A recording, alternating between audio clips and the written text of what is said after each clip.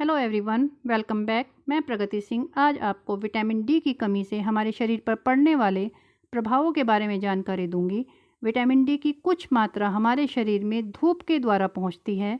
जब धूप में अल्ट्रावायलेट रेज त्वचा की वसा में उपस्थित कोलेस्ट्रॉल पर पड़ती हैं तो विटामिन डी का निर्माण होता है।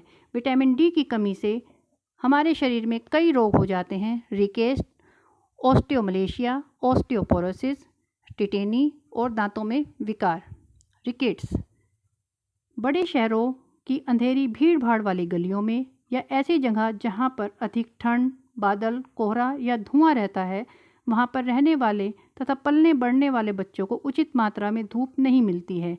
इसीलिए उनके शरीर में उचित मात्रा में विटामिन डी नहीं बन पाती है। इसके अतिरिक्त ऐसे बच्चे जिनकी त्वचा बहुत अधिक काली होती है या जिनके आहार में दूध, मांस, मछली, मछली का तेल आदि बिल्कुल सम्मिलित नहीं किए जाते हैं, उनमें विटामिन डी की कमी हो जाती है, जिसके कारण कैल्शियम का अवशोषण और उपयोग सामान्य नहीं हो सकता है। फलस्वरूप बच्चे में रिकेट्स नामक बीमारी हो जाती है। बच्चे की हड्डियों में सामान्य मात्रा में कैल्शियम जमा नहीं होने से हड्डियां नरम हो जाती हैं तथा किसी प्रकार का दबाव सहन नहीं कर पाती हैं तथा इनमें कई विकार उत्पन्न हो जाते हैं। शरीर की लंबी हड्डियों के किनारे चौड़े हो जाते हैं। कलाई, घुटने और टखने के जोड़ों के स्थान पर हड्डियां बढ़ जाती हैं। चलते समय घुटने आपस में टकराते हैं, इसे नोकनीज कहते हैं। लेग्स की हड्डियां नरम होने के कारण शरीर के बढ़ते हुए भार को सहन नहीं कर पाती हैं, इसलिए वे धीरे धीरे बाहर की ओर मुड़ने लगती हैं। इसे कमान की तरह मुड़ी हुई टांगें या बो लेग्स कहा जाता है। बच्चे का फोरहेड बाहर की तरफ उभर जाता है क्योंकि मस्तिष्क की कोशिकाएं तो सामान्य रूप से विकास करती हैं, लेकिन सिर की हड्डी की ना तो सामान्य वृद्धि होती है, ना ही उसमें मजबूती होती है।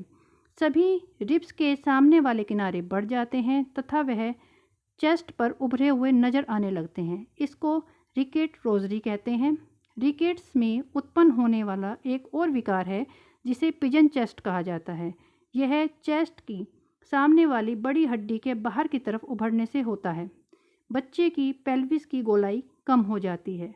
हड्डियों में आने वाले इन विकारों के अतिरिक्त बच्चों की मसल्स भी ठीक से विकसित नहीं होती हैं तथा इनकी गति धीमी होती है।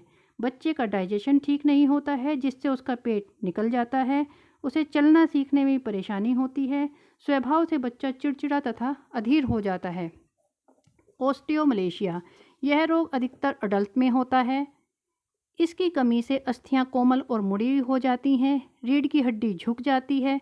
प्रेग्नेंट वुमेन जिन्हें पूर्ण आहार नहीं मिलता है या जो पर्दे में रहती हैं, उनमें यह रोग अधिक पाया जाता है।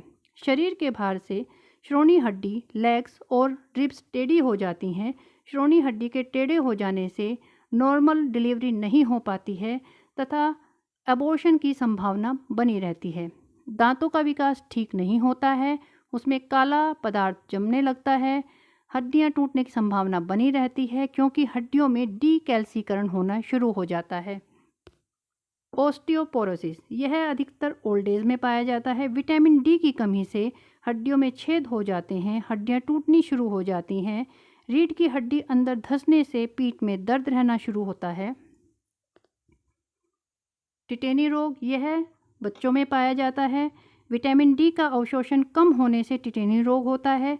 इसमें उसके विभिन्न हिस्सों के जोड़ों में मोड़ आ जाता है, मांसपेशियों में सिकुड़न आ जाती है, शारीरिक अंगों में ऐंठन आ जाती है और हाथ पैर कांपने शुरू हो जाते हैं। बच्चा छोटे आकार का रह जाता है।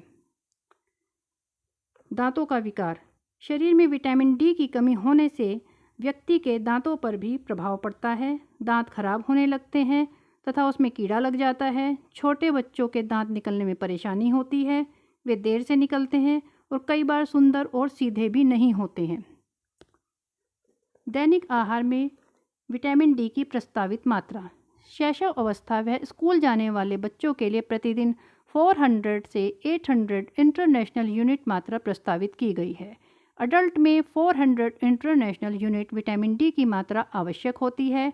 प्रेग्नेंट वुमेन वह दूध पिलाने वाली माता में यह मात्रा बढ़ जाती है। धूप वाले देशों में इसकी आधी मात्रा धूप द्वारा शरीर में निर्मित हो जाती है। इसी तरह अगर हम अपने भोजन में आवश्यक मात्रा सम्मिलित करते हैं तो हम इन बीमारियों से बच सकते हैं। Thank you.